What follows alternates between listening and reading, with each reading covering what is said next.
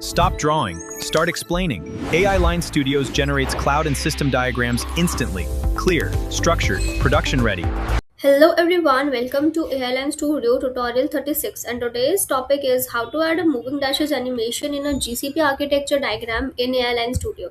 So after successfully registering on the platform, the page you would be redirected to is the workspace page. Over there you would see a feature called cloud architecture. Select that and then you would be redirected to the AI builder.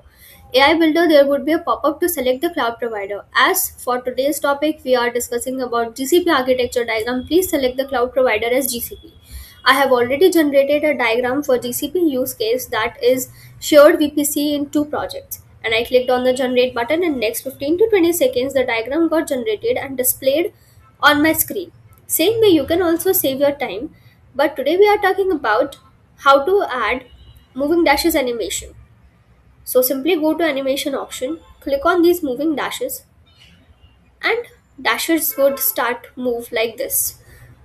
So this helps you to visually represent how data moves between different components in your architecture. So adding a moving dashes animation in AI Studio helps you to make your diagram more dynamic and easy to understand. So this is it for today's tutorials.